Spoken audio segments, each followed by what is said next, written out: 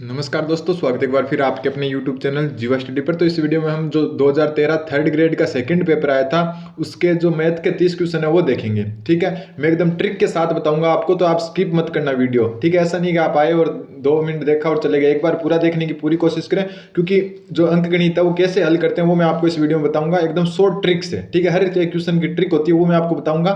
मैंने खुद ने 2 साल से मैथ नहीं पढ़ी, फिर भी मैं आपको क्या एकदम ट्रिक से बताऊंगा कि मैथ में पकड़ कैसे हासिल कर सकते हो एक मैथ का स्टूडेंट होने के नाते आप। ठीक है, तो देखो सबसे पहली बात कि पिछले महीने सूरज ने 10,280 रुपए कमाए। इस महीने उसकी कमाई 10% बढ़ गई, तो इस महीने उसने कितनी राशि कमाई। ठीक है, अब देखो मैं इसका सॉल्यूशन आपको करके बता देता हूं। सबसे पहली बात, अगर ये पेपर चाहिए आपको तो ये नीचे लिंक दिया गया डिस्क्रिप्शन में टेलीग्राम ग्रुप का, उस पर जाइए और आप ले सकते हो। देखो यहाँ पर क्या लिखा है कि सूरज ने 10,280 रुपये कमाए। ठीक, 10,280 रुपये कमाए। ठीक है, फिर क्या हुआ, उसकी कमाई 10% बढ़ गई। तो ये तो एकदम इजी सा है, 10% बढ़ गई यानी कि लास्ट का जीरो हटाकर जोड़ दो। ठीक है, लास्ट का जीरो हटा दिया और जोड़ दिया, और जोड़ने पर कितना है 8 0 1 और ये 3 और ये 1 1 11,308 इसका सही उत्तर हो जाएगा। ठीक है, 11,308 जो ऑप्शन बी है 11,308 वो सही उत्तर जाएगा। क्वेश्चन क्या है कि सूरज ने 10,280 रुपये कमाए, फिर इस महीने उसकी कमाई 10% बढ़ गई। 10% बढ़ गई यानी लास्ट का जीरो हटा के जोड़ दो, तो ये टोटल कितना हो गया 308 रुपये हो गए। ठीक है, अगला क्वेश्चन, क्वेश्चन नंबर 12।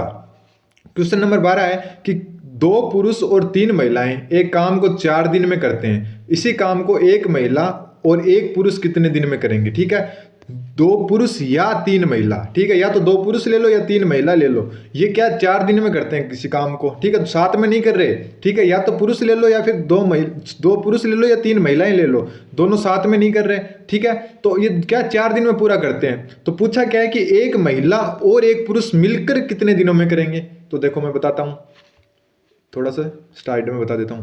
क्वेश्चन क्या कह रहा है कि 2 पुरुष यानी 2 मैन 3 वुमेन दोनों 4-4 दिन में कर रहे हैं। ठीक है, 4-4 दिन में कर रहे हैं, तो इनका जो एलसीएम आएगा वो भी कितना आएगा 4 आएगा। तो 2 मैन की जो क्षमता वो भी 1 हो गई, और क्योंकि भाग दे दिया 4 में 4 का, और 3 महिलाओं की क्षमता भी 1 हो गई। ठीक है, 2 मैन की क्षमता कितनी है 1, तो 1 मैन की क्षमता कितनी होगी एक आदमी की 1/2। ठीक है, 3 महिलाओं की क्षमता कितनी है 1, तो 1 महिला की क्षमता कितनी होगी 1/3। ठीक है, टोटल काम कितना है 4। ठीक, महिला की क्षमता होगी 1/3, पुरुष की होगी 1/2। और क्वेश्चन क्या बोला 1 महिला और 1 पुरुष मिलकर, तो 1 महिला यानी 1/3 प्लस 1 पुरुष यानी 1/2, दोनों को जोड़ दो। जोड़ा तो 6 एलसीएम लिया, 1 मिनट ऊपर कर देता हूँ, यहाँ पर 6 एलसीएम लिया, तो यहाँ पर 2 + 3 तो 5/6। तो ये क्षमता आ गई 1 महिला प्लस 1 पुरुष की। अब क्या है टोटल कार्य 4 है, उसमें 5/6 का भाग दे दो, ये ऊपर जाके उल्टा हो जाएगा, तो 4 × 6/5। ठीक है, अपोने में 5 आ जाएगा, तो 6 को 4 से 24 और नीचे अपोने में आ जाएगा 5, तो 24/5 इसका सही उत्तर हो जाएगा। कोई समझ में नहीं आ रहा आप कमेंट कर सकते हो, या फिर एक बार पीछे जाइए वापस वीडियो देख सकते हो। तो जो 24/4 इसका सही उत्तर आ गया। ठीक है, 24/4 ही आया था ना, एक बार फिर आप देख लो 24/4 ही आया होगा।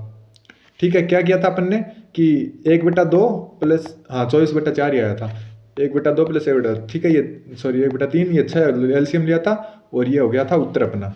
ठीक, अगला क्वेश्चन है कि 6 7 9 और x का समांतर माध्य 10 है, तो x का मान याद करें। आप 6 to 10th बुक पढ़ सकते हो। ठीक है, मैंने रीड 2021 दी थी, एक भी दिन मैंने मैथ नहीं पढ़ी, फिर भी मेरे 30 में से 28 नंबर आए थे मैथ में।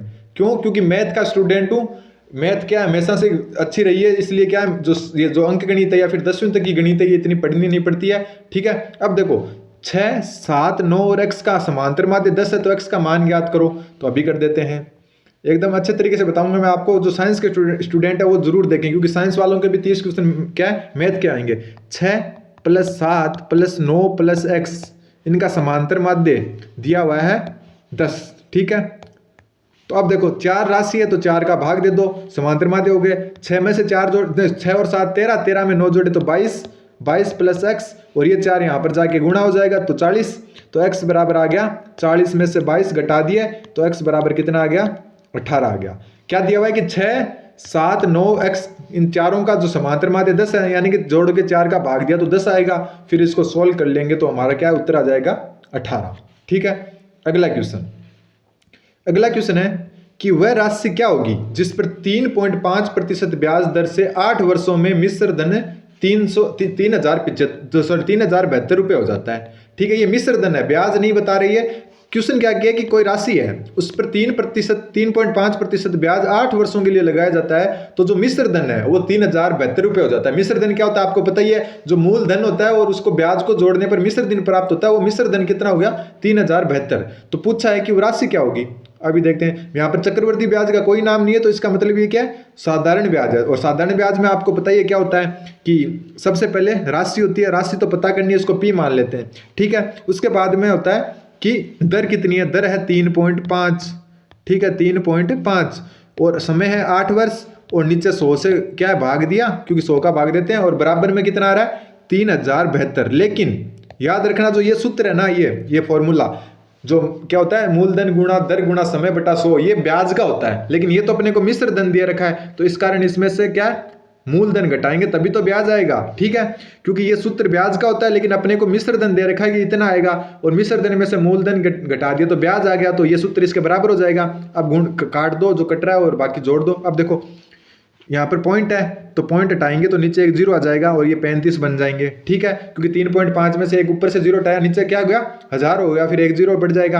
अब काट दो जो कट रहा है, देखो 35 से ये 5 के से कटा तो ये 7 बार, और ये 5 से कटा तो 200 बार। ठीक है, फिर 8 से काट दो इसको, 8 को 2 बार कटा। ठीक है, 16 हो गए, 4 40 हो गए, 40 में 8 का जाता है 5 बार। ठीक है, तो ये हो गया।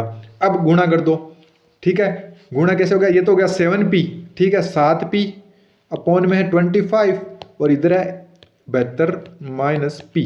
समझ गए आप। अब देखो इसको वज्र गुणा कर दो, वज्र गुणा करेंगे तो 7p इक्वल आएंगे 3072 माइनस p को गुणा किया 25 से। ठीक है, अब देखो यहाँ पर 7p को रखा, फिर देखो 3072 गुणा 25, और ये हो गए माइनस 25p। ठीक है, 25p को इस साइड ले आए। ठीक है, तो 25p इस साइड आ गया तो ये प्लस का हो जाएगा, और 7p और 25p मिलके हो जाएंगे 32p, और इधर होंगे 3072 गुणा 25। ठीक है, तो p कितना हो जाएगा, p हो जाएगा 3072 गुणा 25, नीचे आइए 32 आके यहाँ पर नीचे आ जाएगा, तो ये 32 हो गया। अब जो कट रहा है उसको काट दो, देखो कितनी बार कट रहा है, 32 को 9 से करेंगे, 9 18 हासिल 1। ठीक है, देखो 32 को 9 से करेंगे तो 32 को 9 से 18 हासिल की 1, 27 1 28, 288 आ गए। ठीक है, तो 9 बार जाएगा। फिर बच्चे 12 वो 7 ही है, 12 और 7 कितने हो गए 19, 192 बच्चे। 192 में कितनी बार जाएगा, देखो 6 से करेंगे, हाँ 96। ठीक है, तो पी आ जाएगा 96 गुणा 25। ठीक है, तो 96 को 25 से गुणा कर दो, 96 को 25 से गुणा करेंगे तो हो जाएगा ये 96 को 100 से किया भाग 4 का दे दिया, तो ये हो गया 48 2400। ठीक है, 2400 इसका उत्तर आ जाएगा, पी बराबर आ जाएगा 2400। ठीक है, पी बराबर 2400 आ गया। यहाँ पर कैसे किया मैंने कि चाहे 25 से गुणा कर दो चाहे 100 से गुणा करके 4 का भाग दे दो, बात तो बराबर रहने वाली। तो मैंने क्या किया, इसको 100 से गुणा कर दिया 9600, फिर 4 का भाग दे दिया, यानी आधे से आधा कर दिया, तो 4800 का आधा 2400, तो इसका उत्तर आ जाएगा 2400। देखते हैं 2400 ऑप्शन में है या नहीं, तो ये रहा। ठीक है, इसका उत्तर हो गया 2400। कुछ समझ में नहीं आया वापस देखिए, वापस जाके देखोगे तो एकदम जिससे समझ में आ जाएगा आपको। ठीक है, अगला क्वेश्चन है कि एक आयत की लंबाई 150 सेंटीमीटर है, चौड़ाई 1 मीटर है, तो उसकी परिमिति आती है परिधि। ठीक है, परिधि ज्ञात करनी है, और ऑप्शन सारे मीटर में है, तो पहले क्या दिया हुआ है इसमें कि 150 सेंटीमीटर क्या है इसकी लंबाई है, तो लंबाई को मीटर में बदल लो, सेंटीमीटर को, तो 100 का भाग दिया सेंटीमीटर में, तो ये कितना हो गया 1.5 मीटर। ठीक है, 1.5 मीटर हो गई। फिर क्या कहा है, जो जिसकी चौड़ाई है वो है 1 मीटर, तो परिधि पूछिए, परिधि होती है 2 गुणा लंबाई प्लस चौड़ाई, तो इसको जोड़ दो। अब देखो 2 गुणा लंबाई चौड़ाई यानी 1.5 प्लस 1, तो 2 गुणा हो गई 2.5, तो इसके उत्तर आ जाएगा 5, तो इसकी परिधि कितनी हो गई 5 मीटर। ठीक है, देखते हैं 5 मीटर उत्तर आ रहा है या नहीं, 5 मीटर, ये रहा ऑप्शन सी। ठीक है, 5 मीटर इसका उत्तर हो जाएगा। अगला क्वेश्चन नंबर 16 16 है कि दो संख्याओं का अनुपात 4:5 है तो उनका एलसीएम 60 है, तो एचसीएफ ज्ञात करो। ठीक है, एलसीएम क्या होता है, जो दोनों में से जो कॉमन निकल के जो एक्स्ट्रा भी बचता है। ठीक है, और एचसीएफ होता है हाईएस्ट कॉमन फैक्टर। जैसे देखो मैं आप करके ही बता देता हूँ, जैसे 2 × 3 है 6, और एक ले लेते हैं 9 जो है 3 × 3। ठीक है, इसमें ये कॉमन आ रहा है तो इसका एचसीएफ जो हाईएस्ट कॉमन फैक्टर होगा वो होगा 3 कॉमन है, और एलसीएम होगा जो लघुत्तम समापवर्ती कहते हैं उसको, वो क्या होगा, एक तो ये 2 लिख लिया, एक ये 3 लिख लिया गुणा में, और ये दोनों कॉमन है तो इसको एक ही बार लिखेंगे। तो ये कितना हो गया, 3 × 6, 6 को 3 से किया 18। ठीक है, तो एलसीएम 18 हो गया, उसी हिसाब से होता है। तो क्वेश्चन क्या बोल रहे हैं, क्वेश्चन बोल रहा है कि अनुपात क्या संख्याओं का 4:5 और एलसीएम है 60, तो एचसीएफ पूछा है। तो अब देखो मैं इसको थोड़ा सा बता देता हूँ आपको। एलसीएम, ठीक है, संख्या क्या है, एक को 4x मान लेते हैं और एक को 5x मान लेते हैं। ठीक है, एलसीएम दिया हुआ है इनका, एलसीएम दिया हुआ है कितना, 60। ठीक है, एलसीएम कितना दिया हुआ है, 60 दिया हुआ है। देखो एचसीएफ ज्ञात करना है, एचसीएफ ज्ञात करना है। तो अब देखो इनका मैं डायरेक्ट बता देता हूँ, वैसे क्या है इनमें कॉमन करके वैसे करना होता है, लेकिन इनका मैं डायरेक्ट बता देता हूँ। इन दोनों को क्या है, इन दोनों में कॉमन क्या है, जैसे 4x है, इसको क्या लिख सकते हैं हम, 4 × x। ठीक है, लिख दिया। फिर है 5x, 5x को क्या लिख सकते हैं हम, 5 × x। तो इनका एलसीएम क्या होगा, एलसीएम क्या होता है, जो कॉमन नहीं आ रहे उनको एक बार लिख दो और जो कॉमन आ रहे हैं उनको भी एक बार लिख दो। ये दोनों कॉमन है तो इनको x कर दिया, तो जो इसका एलसीएम होगा वो कितना होगा, 20x। और पहले ही दिया हुआ है कि 60 है तो 20x बराबर कितना हो गया, 60 हो गया, और x बराबर कितना हो गया, 60 में 20 का भाग लगते 3, x बराबर 3 हो गया। ये तो वैसे क्या है इसका जो असली जो इसके मेथड होता है। ठीक है, ये कह सकते हो कि अगर इस हिसाब के क्वेश्चनों के अनुपात में दिया हो, फिर एलसीएम दिया हो या फिर एचसीएफ दिया हो, तो कैसे निकालना है वो इसका हो गया पार्ट। लेकिन हम डायरेक्ट भी याद रख सकते हैं, इसका उत्तर तो 3 आ गया, डायरेक्ट रख सकते हैं कि एलसीएम में दोनों का क्या जो आए उनका कर दो, यानी 4 × 5 का भाग दे दो। ठीक है, तो ये कट के हो जाएंगे, 3 बचेंगे, क्योंकि 5 20 आ जाएंगे नीचे और 20 को 3 से किया 3, तो इसका जो एचसीएफ होगा वो होगा 3। ये रहा 3 इसका उत्तर। तो इस हिसाब से होता है। अगला क्वेश्चन, क्वेश्चन नंबर 17। क्वेश्चन 17 है कि 4536 यानी 4536 रुपए की राशि 4 पुरुष 5 महिला और 2 लड़कों में बराबर बांटी जाती है। एक पुरुष 1 महिला और 1 लड़के का हिस्सा है 7:4:3, तो महिला का हिस्सा कितना होगा। अभी बता देता हूँ, इसकी ट्रिक बता देता हूँ मैं आपको एकदम इजी सी। सबसे पहली बात, कुल राशि कितनी है, 4536 रुपये। ठीक है, एक पुरुष 1 महिला और 1 लड़के में अनुपात कितना है, पुरुष अनुपात महिला, एम से लिख लेते हैं। ठीक है, पुरुष महिला और एक लिखा लड़के, एल लिख लेते हैं। इनके अनुपात क्या है, 7:4:3। ठीक है, यहाँ पर एक बात और रखी है कि 4 पुरुष 5 महिला और 2 लड़कों को, ये सिर्फ आपको क्या पागल बनाने के लिए लिखी है, इसका वैसे इस क्वेश्चन में कोई सेंस नहीं है।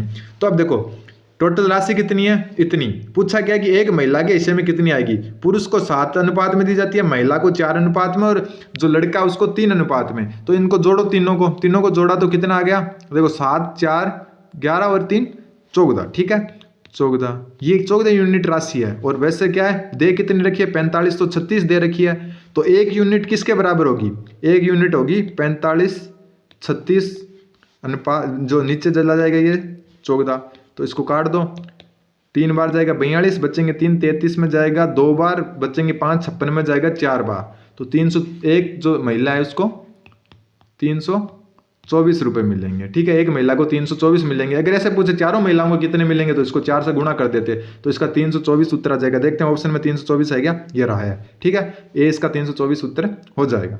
अगला क्वेश्चन, गणित के स्टूडेंट को क्या है, ऑप्शन तो देखने ही नहीं है, ऑप्शन तो देखने ही नहीं है। अगर कोई क्वेश्चन नहीं आ रहा है तब उसको हो सकता है हिट एंड ट्रायल से आप कर सकते हो ऑप्शन के माध्यम से। अगला क्वेश्चन है कि प्रणव, क्या है, प्रणव ये शायद, ठीक है, ये रहा, देखो प्रणव है, प्रणव के वार्षिक वेतन का 25%, सूर्या के वार्षिक वेतन के 80%। ठीक है, क्वेश्चन वापस पढ़ लो एक बार कि जो प्रणव है उसके वेतन का 25% सूर्या के वेतन के 80% के समान है। तो सूर्या के मासिक वेतन और सूर्या का जो मासिक वेतन है वो धीरू के मासिक वेतन का 40% है। तो धीरू का मासिक वेतन 6 लाख है, तो प्रणव का मासिक वेतन क्या होगा। बहुत अच्छा क्वेश्चन है, अभी कर लेते हैं। देखो अभी कर लेते हैं। ध्यान रखना, वार्षिक वेतन और मासिक वेतन में थोड़ा सा अंतर होता है। वार्षिक पूरे साल का होता है और मासिक होता है महीनों का। तो उत्तर में आप गड़बड़ मत कर लेना। देखो यहाँ पर मैं आपको पूरा सिखा दूंगा कि कैसे गड़बड़ हो सकती है। देखो सबसे पहले क्या, पन्नों, पन्नों का वेतन माना कि पी है, पन्नों के वेतन का 25%, तो 25/100 कर देते हैं। पन्नों के वेतन का 25% बराबर किसके हैं, सूर्य के वेतन के 80%। तो सूर्य को एस से मानेंगे तो ऐसा हो जाएगा, क्योंकि एस और 5 एक जैसे लगते हैं, इसको ए मान लेते हैं, ठीक है। सूर्य के वेतन का 80%, 80%। ए सूर्य को माना है, क्योंकि एस मानेंगे तो 5 जैसा लगेगा, फिर कन्फ्यूज हो जाएंगे, ठीक है। इस हिसाब से क्या बोला है कि जो सूर्य पन्नों का वार्षिक वेतन है वो 25% है, उसका वो सूर्य के वेतन के 80% के समान है। तो देखो ये क्या हो गया, कट गया, ठीक है। तो 25 को इसको 5 से काट दिया, 5, और यहाँ पर अगर 5 से काटें तो 1 बार बच्चा 3, 3 में 6 बार, ठीक है। तो 5p हो गया बराबर होगा ए 16 ए के, ठीक है। 5p किसके बराबर हो गया, 16 ए के। एक बार वापस देख लो, पन्नों का 25% सूर्य, ए मान लिया सूर्य का है, सूर्य के 80% के समान है। तो 80 से किया तो ये देखो आप देख सकते हो, इस साइड 5 आ गया और इस साइड आ गया 16 आ गया, ठीक है। क्योंकि 100 से 100 कट गया और ये 5 से 5 बार और 16 ये कट के 25 हो गया। तो अब देखो अगला क्या बोला इसने, अगला बोला है कि सूर्य का जो मासिक वेतन है वो धीरू के मासिक वेतन से 40% है, ठीक है। सूर्य का ए माना है, धीरू को डी मान लेते हैं। सूर्य का जो मासिक वेतन है वो धीरू के मासिक वेतन से का 40% है। ये धीरू इसके मासिक वेतन का 40% है। तो 100 से ये 1 0, ये 2, ये 5, तो जो ए है वो क्या हो गया, 2D/5 हो गया, ठीक है। अब क्या क्या कि धीरू तो 6 लाख रुपए वार्षिक कमाता है, तो धीरू 6 लाख वार्षिक है, तो सूर्य वार्षिक कितने कमाएगा, सूर्य वार्षिक कमाएगा 2 गुणा 6 लाख, 6 लाख हो गया, ये हो गया 6 लाख, ठीक है। 6 लाख हो गया बट्टा 5, क्योंकि 5 ये आ गया, देखो 2/5, इसको काटा 12 बार, ठीक है। 12 60 होता है, फिर 4 0 लगा दिए, तो एक का हो गया 2,40,000, ये 4 0 लगा दिए, 2,40,000 रुपये ए का। ये देख ध्यान रखना, ए का ये क्या है, वार्षिक वेतन है। क्यों, क्योंकि ए का वार्षिक वेतन है, क्योंकि जो है देखो यहाँ पर दिया हुआ है कि जो धीरू है उसका जो है वार्षिक वेतन 6 लाख है, तो एक का क्या हो गया 2,40,000 रुपये क्या हो गए, एक के पूरे वार्षिक वेतन हो गए। क्वेश्चन क्या था कि वार्षिक वेतन का 25% है, सूर्य का वेतन का, ये वाला फॉर्मूला वापस लगाओ यहाँ पर। अगर हम पी का निकालेंगे तो जो सूर्य का आया है 16/5 कर दो उसको, तो देखो 2,40,000, ठीक है। 2,40,000 में 16 से गुणा करना है और 5 का भाग देना है, तो 2, फिर ये हो गया 4, ठीक है। 4 हो गया, 5 और 20 बचे 4, 40 में 8 बार जाएगा और ये 4 0 आ गए, वैसे के 3 0 आएंगे इस बार, ठीक है। क्यों, क्योंकि 2 में गया, फिर 1 0 तो इसने ले लिया, 3 0 ही आ गया। अब क्या 48,000 को 16 से करो, तो 48 को 16 से गुणा करके देखते हैं। देखो 8 को इससे क्या, 48 हासिल की 4, 24 और 8 32, 4 जोड़े 36 हासिल की 3, और ये हो गया 4 3 7, तो और 0 लगा दिए 3, तो यानी 7,68,000 किसका वेतन आया, पन्नों का। ये पन्नों का क्या है, वार्षिक वेतन है। और क्वेश्चन में क्या पूछा है, अब देखो मैं आपको एक खतरनाक चीज बताऊंगा। क्वेश्चन में मासिक वेतन पूछा है पन्नों का, पन्नों का वार्षिक वेतन क्या हो गया 7,68,000।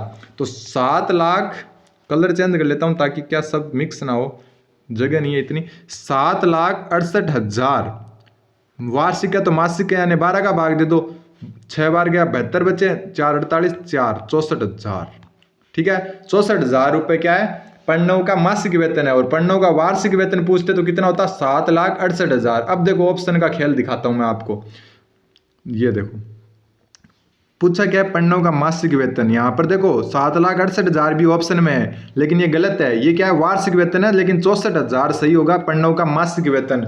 तो ऐसे मत कर देना, क्योंकि ऐसा नहीं कि 7,68,000 आंसर हो गया जल्दी से क्या 7,68,000 कर दिया, उत्तर 64,000 होगा। क्यों, क्योंकि वार्षिक है 7,68,000, मासिक 64,000 ही है, ठीक है। अगला question, question number 19, 119, colour change कर लेते हैं। देखो किसी संख्या का 99 से पूर्ण रूप से विभाजित किया जा सकता है, कौन सी संख्या है, ये हिट एंड ट्रायल विधि से होगा। सभी ऑप्शन को एक एक बार लो और इसमें भाग दे दो, तो इसका ऑप्शन ए होगा। जैसे 11 43 95, इसमें 99 का भाग दो, क्योंकि सबको करके देखेंगे तो टाइम लगेगा। एक बार जाएगा 99 में, बचा 15, 15 यानी 53, तो वापस एक बार जाएगा, बच्चे 54 54, 544, 544 में देखो 99 कितने बार जाएगा, 6 बार, ठीक है। 6 बार जाएगा क्या, नहीं 5 बार ही जाएगा, ठीक है। 5 बार 45, 4 45 4, ये हो गया 495, तो ये हो गया 5 बार। फिर वापस देखो इसमें से ये गए तो बच्चे कितने 49, वापस ये 5 उतारा तो वापस कहता जाएगा 5 बार, पूरा पूरा जा रहा है 1155 बार, तो ये इसका उत्तर हो जाएगा। तो ये हिट एंड ट्रायल विधि से कर सकते हैं। अब ये क्वेश्चन देखो कि 903 गुणा 903, 97 गुणा 97 और 903 गुणा 194, ये किसके बराबर होगा? ऑप्शन इस हिसाब से दे रखे हैं। अब देखो यहाँ पर देखो, मैं थोड़ा सा बता देता हूँ। क्वेश्चन क्या है कि 903 गुणा 903, ठीक है, प्लस में दे रखा है 903 गुणा 194, ठीक है, फिर प्लस में दे रखा है 97 गुणा 97। तो यहाँ पर देखो कुछ समझ में आ रहा होगा आपके। ये देखो इसको a माने तो ये क्या हो गया, a का स्क्वायर, प्लस इसको b माने तो ये क्या हो गया, b का स्क्वायर, प्लस देखो यहाँ पर a आ रहा है, मान लिया a। यहाँ पर देखो 97 और 97 कितने होते हैं, 97 और 97 194, यानी b का 2 गुना। तो ये देखो a प्लस b का होल स्क्वायर बन रहा है, e प्लस बी का होल स्क्वायर, तो मतलब a की जगह 903 है, b की जगह 97 है का होल स्क्वायर, तो ये क्या हो गया, 1000 का स्क्वायर हो गया।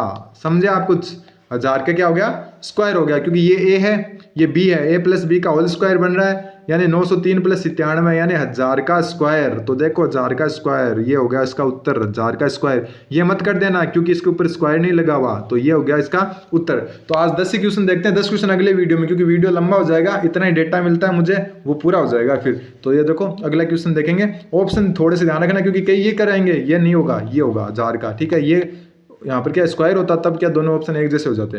तो उम्मीद है कि आपको अच्छा लगा, कमेंट करके जरूर बताना कि कैसा वीडियो लगा। अच्छा लगा तो अगले वीडियो में और अच्छे तरीके से मैं आपको बताऊंगा। धन्यवाद, बने जीवा स्टडी के साथ।